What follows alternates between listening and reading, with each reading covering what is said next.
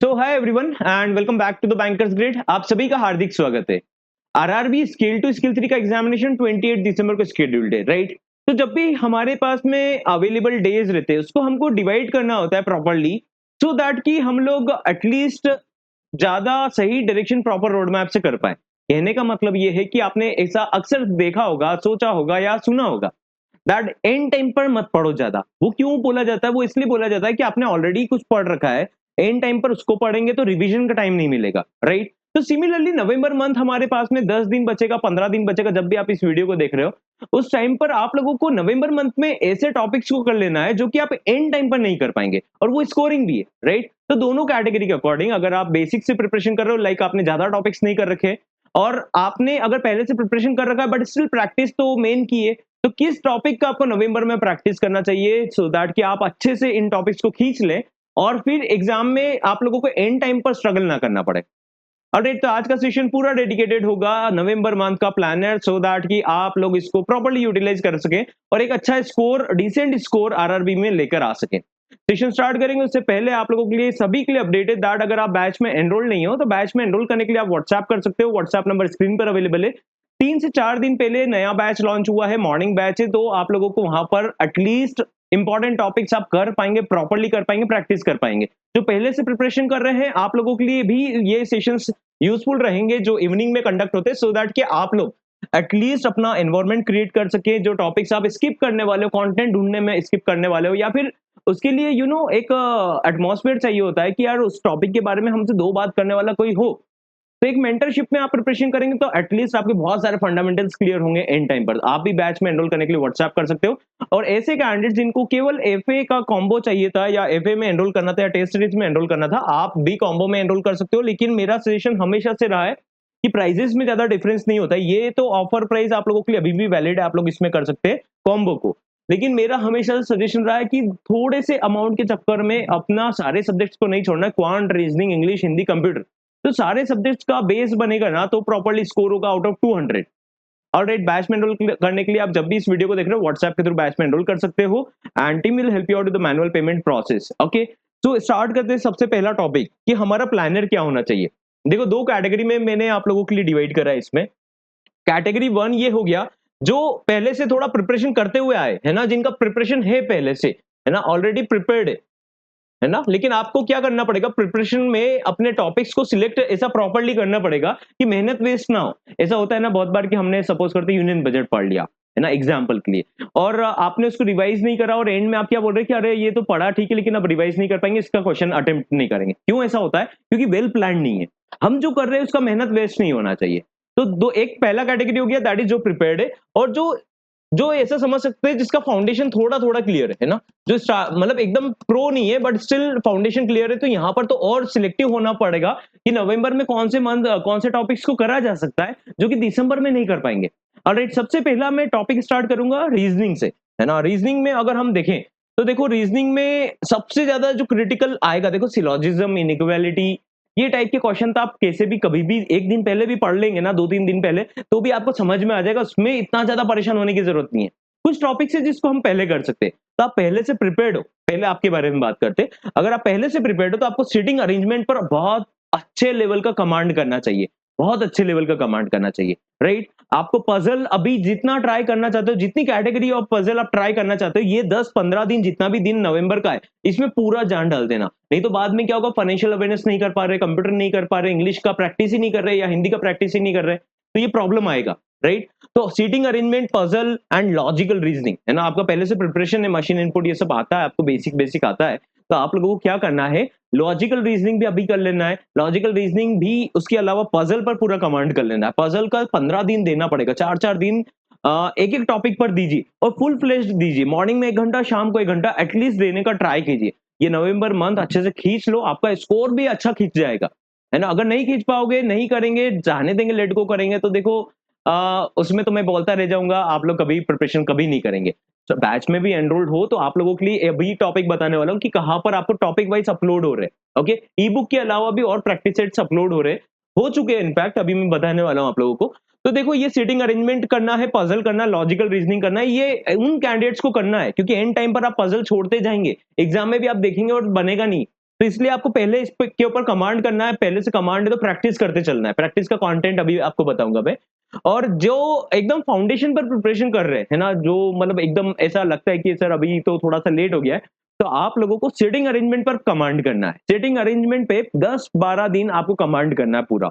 10-12 दिन कमांड कर लो, क्योंकि मशीन इनपुट हो गया, सिलोजिज्म हो गया, बाकी के टॉपिक्स तो आप एक बार फिर भी फ्लो में क्लास के साथ में करते चलिए। ये भी टॉपिक आपकी क्लास में होंगे, लेकिन इसका प्रैक्टिस का कंटेंट जो मैं आपको बता रहा हूँ वहां से प्रैक्टिस करते चलिएगा। ऑलराइट, तो सीटिंग अरेंजमेंट भी आपको करना मस्ट है। जो कैंडिडेट जो एकदम बेसिक पर है और उनको लगता है हम डायरेक्शन सेंस यही कर लेंगे बस हो जाएगा, ये नहीं, आपको सीटिंग अरेंजमेंट अभी नवंबर, अगर ये वीडियो नवंबर में देख रहे हो तो करना ही करना है। ये 5 से 10 नंबर आपको दिला जाएगा एग्जाम में एक्स्ट्रा। ठीक है, तो ये अभी कर सकते हो। 10-12 दिन 15 दिन में आराम से सीटिंग अरेंजमेंट बैठकर करिए, इसका प्रैक्टिस करिए, इसका कंटेंट अभी मैं आपको बताने वाला हूँ। अभी चलो आगे क्वांट का स्ट्रेटेजी से पहले ही आपको कंटेंट बता देता हूँ। तो इंग्लिश का आपका ई बुक सेक्शन में जाना, अभी इंग्लिश का कंटेंट अपलोड हो चुका है। तो इंग्लिश में आपको प्रैक्टिस के सब में 50-100 क्वेश्चन आप लोगों को अवेलेबल हो जाएंगे। तो रीडिंग कॉम्प्रिहेंशन जैसे ये अपलोड हो चुका है, ई बुक सेक्शन में जाना वेबसाइट में, जिसने फुल कोर्स ले रखा है, आप लोगों के लिए ही ये एक्सेसिबल रहेगा।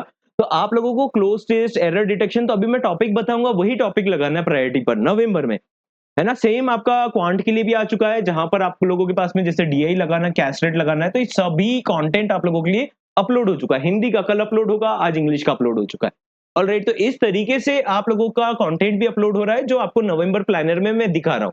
सीटिंग अरेंजमेंट के अच्छे खासे टॉपिक से अच्छे खासे क्वेश्चन है। ई बुक में तो पूरा डेटा है ही, है ना, ई बुक से भी लगाना है, लेकिन ई बुक के अलावा भी आप लोगों के पास में कंटेंट होना चाहिए, जो आपको एटलीस्ट ये नवंबर में कंप्लीट करना है। तो ये टॉपिक आप लोग हैंड पिक्ड यहां से कर सकते हो, वेबसाइट ई बुक में जाना है।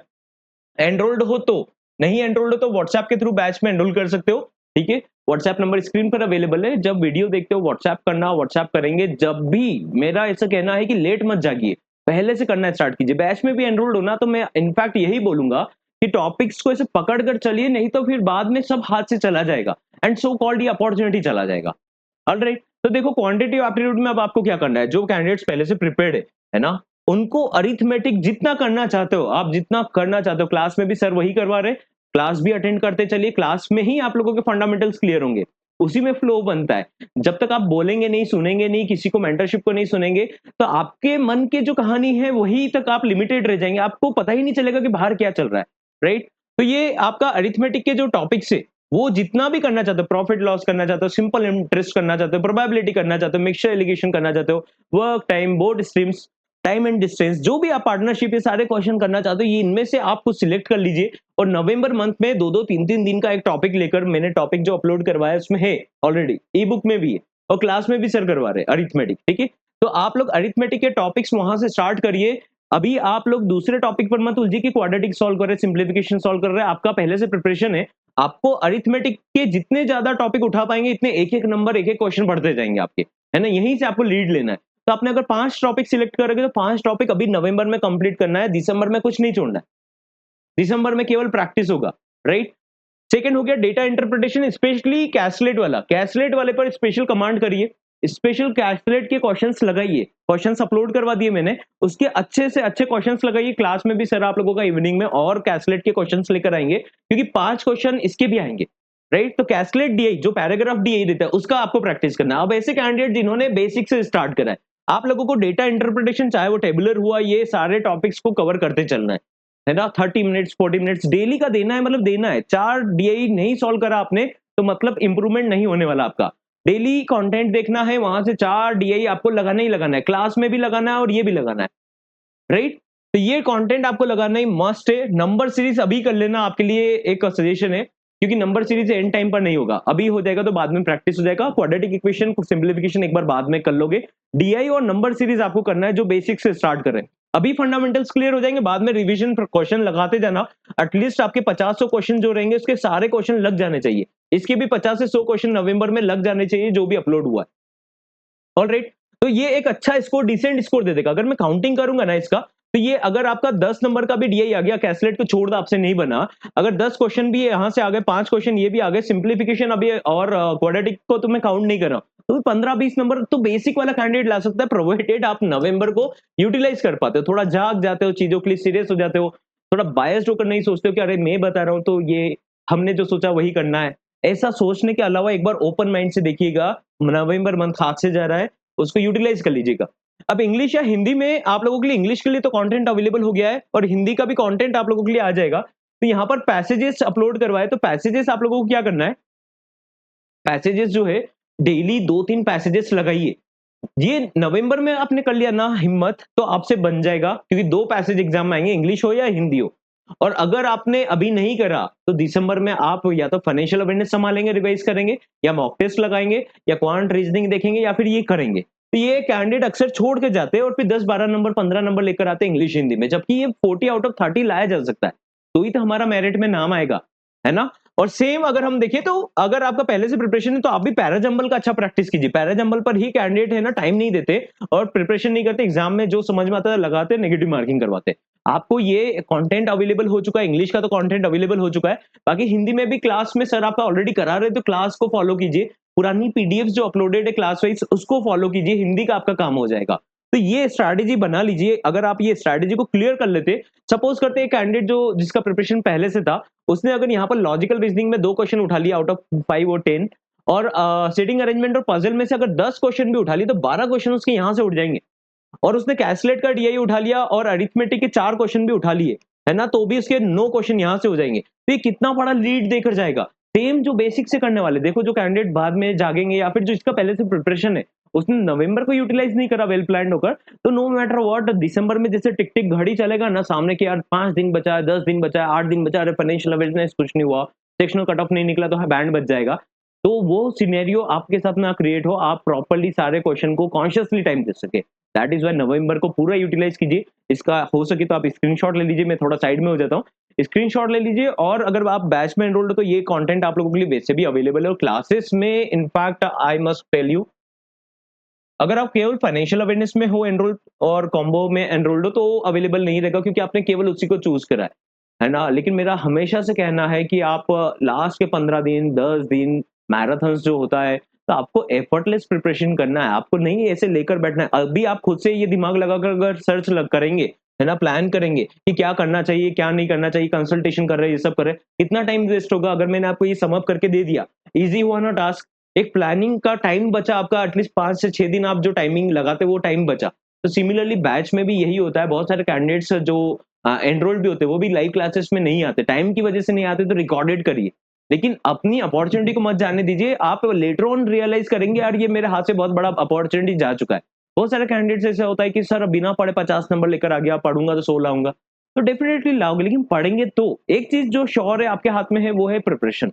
प्रिपरेशन करिए, है ना, मेहनत करेंगे तो कहीं से भी रिजल्ट आएगा, आएगा जरूर। लेकिन आप मेहनत नहीं करेंगे और केवल 10 बहाने लेकर बैठे रहेंगे कि यार ये ऐसा है वैसा है, ऐसा हो जाएगा, बाद में दूसरा नोटिफिकेशन आ जाएगा, ये सब सोचते रह जाएंगे, काम है ये सब।